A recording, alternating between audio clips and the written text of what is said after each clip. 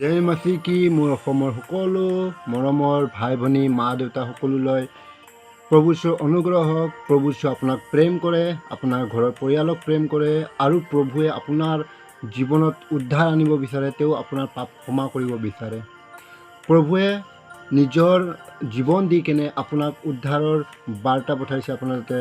Romeo 5:8 লিখা আছে, কিন্তু ঈশ্বৰে আমালৈ তেওঁৰ প্ৰেমৰ প্ৰমাণ দিছে, কাৰণ ইতিপূৰ্বে যেতিয়া আমি পাপী আছিলোঁ তেতিয়া খ্ৰীষ্টে আমাৰ কাৰণে আপোন প্ৰাণ দিলে।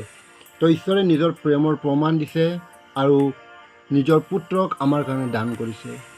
মই, আপুনি আৰু যিমান মানুহ আমাৰ অসমত আছে সকলোৱে তেওঁত বিশ্বাস কৰিলে উদ্ধাৰ পাম আৰু অনন্ত জীৱনৰ ভাগি হ'ব পাৰিম। তো মোৰ অসমত যিমান ভাই ভনী আছে, যিমান মা দেউতা আছে, সকলোৱে তেওঁত বিশ্বাস কৰক আৰু অনন্ত জীৱনৰ ভাগি হওক।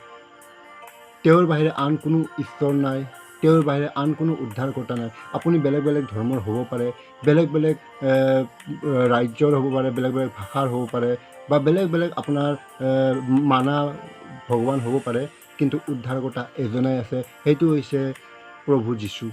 তেওঁতহে অকল উদ্ধাৰ আছে। আপুনি একবাৰ তেওঁৰ সোৱাদ লৈ কেনে চাওক, তেতিয়া আপুনি জানিব যে সঁচাকৈ প্ৰভুত কেনেকুৱা প্ৰেম, প্ৰভুৰ কেনেকুৱা মৰম, যে তেওঁ আমাৰ নিচিনা পাপী মানুহৰ কাৰণে নিজৰ জীৱন দিছে। তেওঁ আমাৰ কাৰণে জীৱন দিছে, তাতকৈ ডাঙৰ প্ৰেম একো হ'ব নোৱাৰে। কোনো দেৱী দেৱতা, কোনো ভগৱানে আজিলৈকে নিজৰ জীৱন দিয়া নাই আমাৰ কাৰণে, মানুহৰ কাৰণে, কিন্তু প্ৰভু যীশুৱে আমাৰ কাৰণে জীৱন দিছে। তো গতিকে আহক, প্ৰভু যীশুত বিশ্বাস কৰক আৰু অনন্ত জীৱনৰ ভাগি হওক।